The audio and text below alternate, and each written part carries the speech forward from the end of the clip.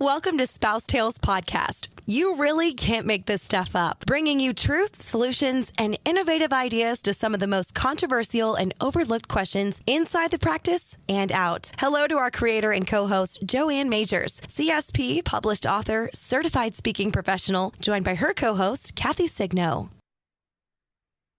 Hello and welcome to another episode of SpouseTales. I'm Joanne Majors. And I'm Kathy Signo, and one thing we know for sure is you cannot make this stuff up. Nope, not going to happen. It's not made up. We live in the trenches. If I could pull up my rubber boots and show them to you, I would. We have had a really incredible post-practice, post-COVID, although we're not really post-COVID. We're just back practicing some. So Kathy and I have been talking to some other amazing guests, and we've been talking a lot about the things that are helping us, come back with all the distractions and all the things that are going wrong. Let's talk about the things that are really good. And when we started doing this, we couldn't forget about our friend and our supporters, CareCredit. CareCredit has been amazing for us, for our practice, they've been a great friend and a fan of SpouseTales, and they've helped us. And I said, I'm at my office. And so at my office, I have all of these CareCredit things because I really do live and breathe CareCredit when I'm in the practice and when I'm out. So Sameer, welcome. Thank you. I love it. I think I'm going to have to make sure if I ever need anything, I'll just hook you up and say, hey, Joanne, can I borrow the Mr. or something from? Yeah, there you go. There you go. I have that, and I got a few things CareCredit around. So I love it. Thank you. It's an honor. It's a fantastic profession, and I'm so glad to be part of it, and so glad to be working with people like you and Kathy. It's been amazing. So thank you for having me. Yeah, well, we wanted to have you on because one of the things that we've been talking about is first we have to do, we're really about, I think that people relate to what Kathy and I do and what we say because we have full disclosure. We're kind of transparent. I always say, this might embarrass you. I always say I lift my dress up and she says, I'm going to wash off my makeup. So we kind of have this thing about being honest, right? And telling the truth. And it's not all fun. And it's like, we had this thing at our house and we were out of electricity. We had a generator going. I thought I was going to be brave and help Chuck. It had been out for almost 36 hours. And this is 2020. My office AC went out. We were in a world of hurt. And I thought I was going to help him pull the refrigerators out, clean behind them, put them back when the electricity finally came back on.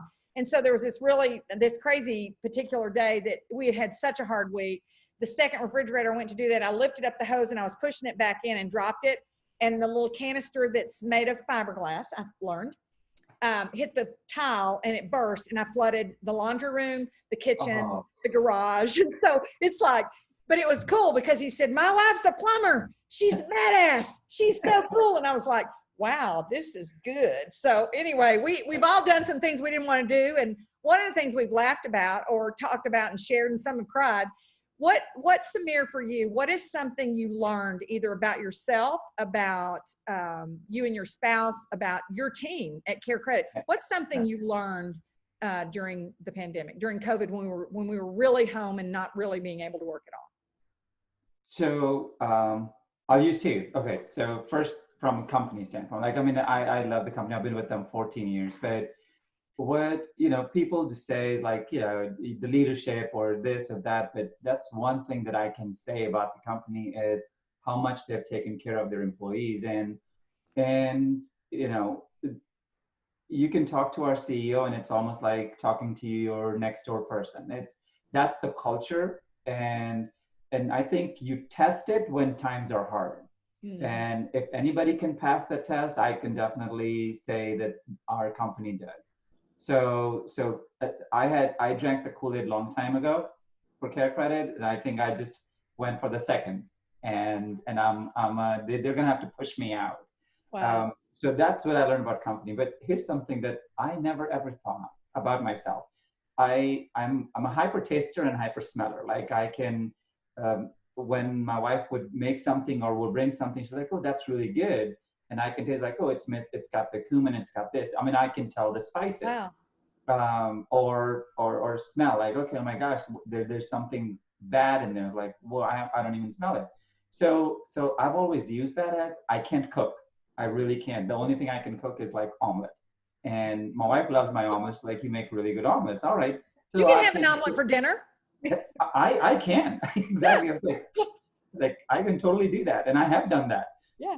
However, during this time, I don't know, one day I just decided to surprise my wife, and I was like, I'm going to actually cook her dinner, like Indian dinner.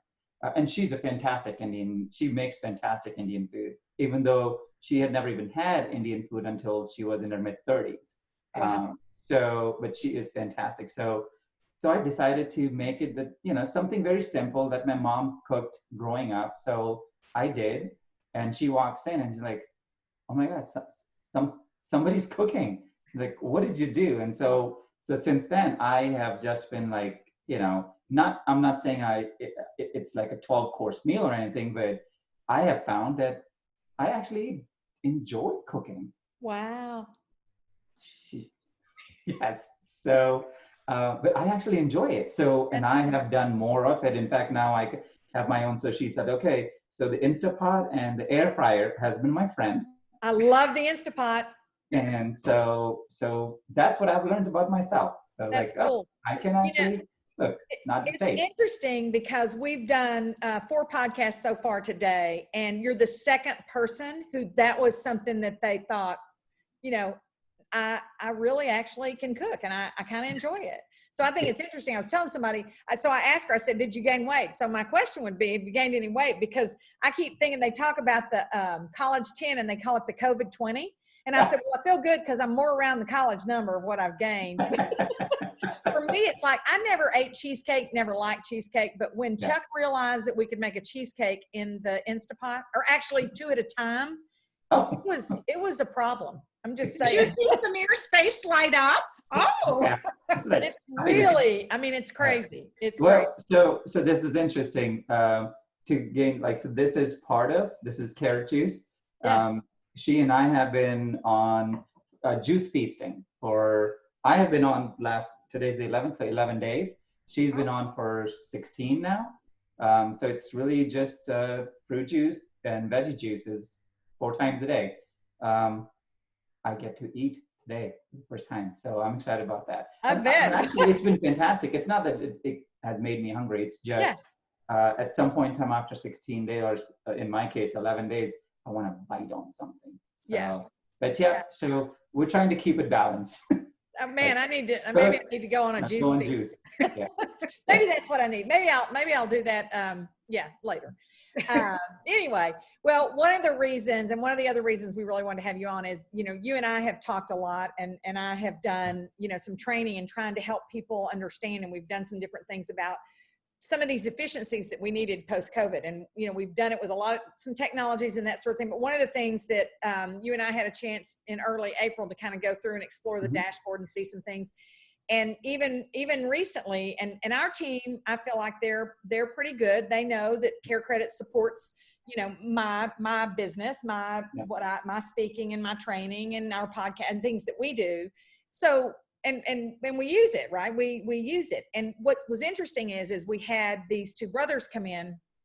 And so you think about that, you say things, and Kathy and I talk about this, like her team will be moved to action by something I say. My team will be moved to action by something she says. I'll say, oh, look at this message I just got from, and it's okay. I get it. Sometimes you got to hear it from a different source. Yeah. But we had these 2 brothers that came in, and both of them were in the military, both on disability, lived in a beautiful home together. And anyway, it was just one of these things. And they walked in and said, we want to make an appointment to get implants and, and dentures or something, whatever, because my teeth are bad or whatever. And I was listening to the girls make the appointments, and they were very sweet and kind. And they kind of went through the thing about a CT scan and how that works. And this is what your investment would be that day.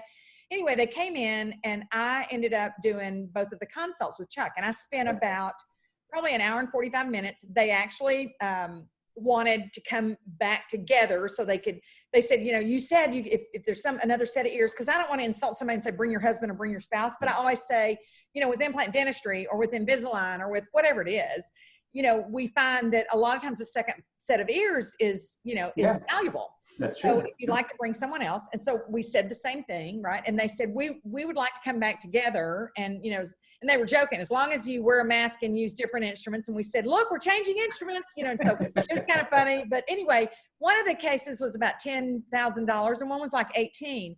And it was interesting because when I was talking to the ladies before, I said, well, you can go in there and see if they've got CareCredit, because they did talk about, I'm going to need to be on a payment plan. I'm going to need to be a payment plan. And you said that you have specials right now, or promotional offers with your outside financing. And you've talked about how important it is to say, promotional offerings.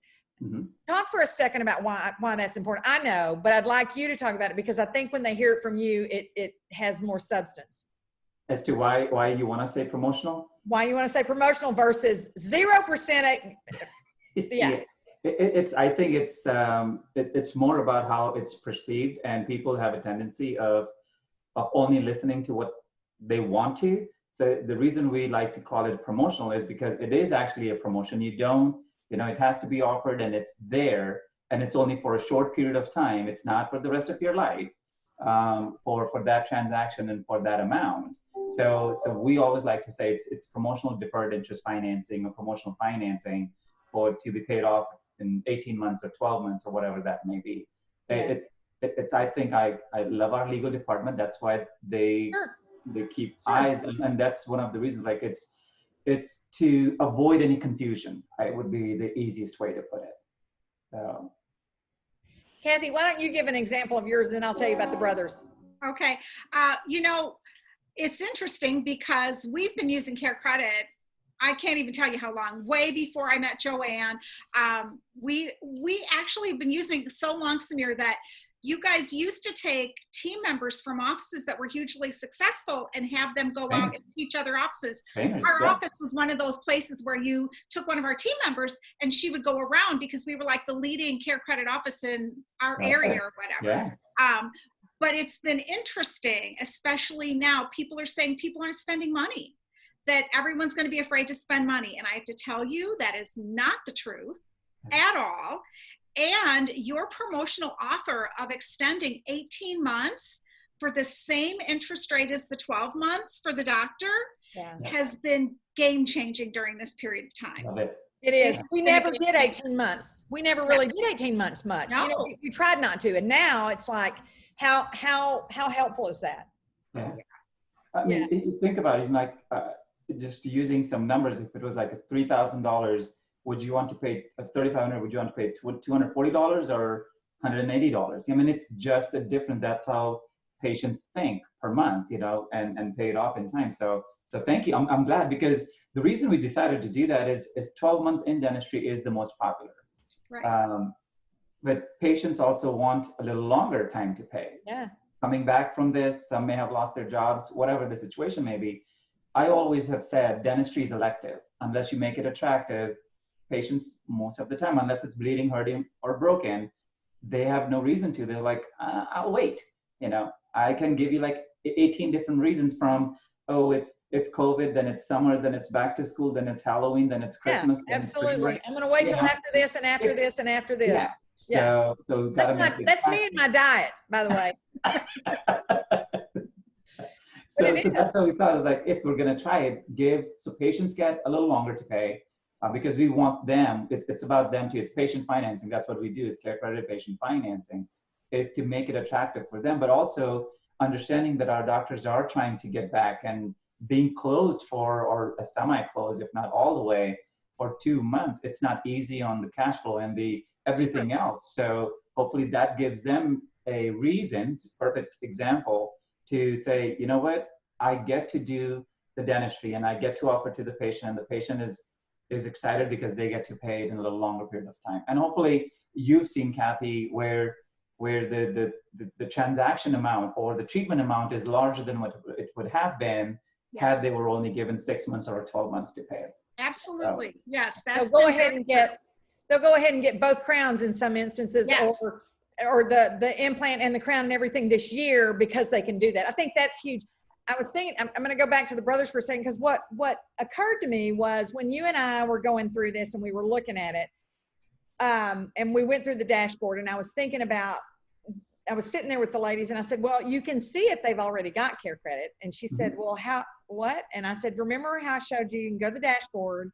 And I said, you've got their name and the phone number, and you've got a social security number right now. So you can use the name and the social or the name and the phone, as long as the phone number is the one that they've used before. So I like to say, you know, if it's a new patient, how long, do you mind sharing with me how long you've had this number?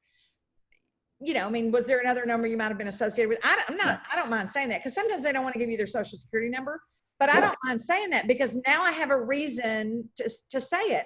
And I mean, we go on there and we look and we find out people have or don't have any credit. And so these two guys were not registered, but they said something really interesting. They both said, you know, I'd love to do it. I get a disability check. I get a check from the military. I get this, but I want to pay $500 a month. Well, that's a pretty good monthly payment, right? Oh, yeah. And so most people, I learned from Dr. Carl Misch, when they say, I want to pay about, I said, how much are you wanting to spend? They said about 500. And I was saying, what time period? Because, you know, people will say, and I learned that from Dr. Misch, because like when somebody says, well, I can spend about $5,000. I mean, in what time period? Well, I'd spend that this year, you know what I mean? But you have to ask. We assume that, like, I don't want to ask, or I don't want somebody to feel bad. And I think that's why, Sameer, I've been privileged to do so much work with you guys, because it's like, I'm not scared to get in a conversation with somebody, as long as I've got a system to get myself out of it. And the whole thing is, I just have to keep asking questions. You have to be curious. You cannot judge. And these two guys said, well, should we just do it online, or what, how should we do this? I said, no, you need to pick up the phone. With your situation, it's very different. You need to call and say, these are the checks that I get. I want to spend $500 a month. I said, you've got something very different and unique. And I said, don't just plug that in because you're on disability, you're this. And, you know, whose name is the house in that you live in? I don't know. And I don't need to know, but it's going to be a phone call for you. And so those are the kind of things, is like, I think that people just back away from the conversation. And that's where we have to remain curious. Because I think that right now, while all this stuff has been going on with, you know, racial and racism and all this, it's like, I told somebody the other day, I said, when people in dental practices can understand how racist, and that's the word I use, like for prejudice, we are of people when they come in and they look like they can't afford it, then we will have done what we should do in our industry. And I mean, I'm brown, I get it. And I've had instances, I tell a story about being arrested. My mother was arrested. They thought she was illegal. She couldn't speak well. My sister and I were sitting at the police station with our feet under the bench. I mean, I've been a part of that. I see that. My husband's main lead assistant is one of the most beautiful Black women you've ever met. Our office looks diverse, right? I mean, we are brown, Black, white, yellow. We are everything. But what's interesting is our team meeting Wednesday morning, something had happened the day before. And I said, how did this person get quoted a lower denture? And there's nothing here about anybody talking to her about implants. We don't do that in our office. Yeah. And somebody said, well, you know, she was just whatever. And they started on this. The first thing in that 8 o'clock meeting on that Wednesday morning, I love my husband. I got to tell you, I love a man or a woman who can say, we taught our kids 5 hardest words. I'm sorry, I was wrong.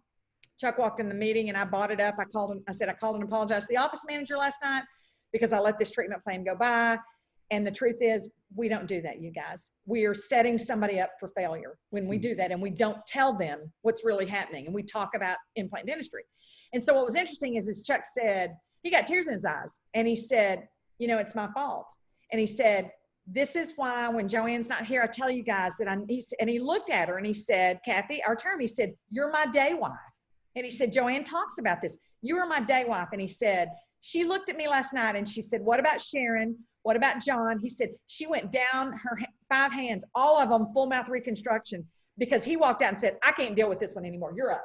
And it's like, but that's my role, right? I mean, he's the doctor. I'm the one that can sit for hours. This guy, we had a patient that would send in 13 questions every time. He wanted these 13, and Chuck would say, this guy's wearing me out. Now, they're some of our best patients. They love us. They're in our before and after ads. And I said, Chuck, you have to remember, you've got a strength. You can do dentistry like not a lot of people. I've got a strength. I can sit and listen and ask questions till the cows come home. And it's like, it was a moment where I thought, how cool is that he said, you guys have got to learn. He said, what I learned is you follow my lead.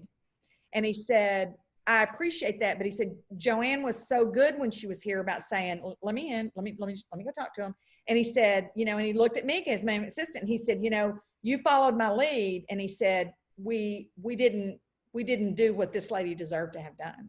So it's interesting about this. prejudice we have of people, and we shouldn't, right? We should not do that. And I think it's one of those, I think we all know, don't judge the book by its cover. And we've all been, at some point in time, but that is, and it's very powerful things to say, is that's where, like in a bank, there's a reason why there are laws exist of fair lending. We can't discriminate based on any of that. It's you treat everybody, and that's what part of what we try to do and teach the office is like, you don't want to be the bank. Let us be the bank. Let us be. So, and if you, but the biggest part, what Joanne said is having that system. It is. If you're flying by the seat of your pants, yes, it's not consistent. If you don't have system, you can't have consistency. So having that kind of makes it easier for everybody. It makes it, Kathy, I go back to the 3 C's. Yeah. Confidence, clarity, consistency. We've been doing all this stuff on the 3 C's of communication, Sameer, and it has been huge because it's a system that I've used for years, but during COVID, when I started writing messages for different people and like, how are we going to do our comeback letter? Use these 3 pieces in every piece. Like if it fits, if there's a piece of this and a piece of this and a piece of this. And what I find is that confidence, the clarity and the consistency gives confidence to both the patient and the team. So when people talk about like, I don't want to learn a script, it's like, you got to go back to what I'm all about. I'm going to give you the bones. I'm going to give you a system. And most of it starts with a script. You got to put the meat on it. I don't want you to be a bunch of mini me's. Kathy and I are a lot alike. We are totally different in more ways than we're alike. I'm like her husband and she's like my husband.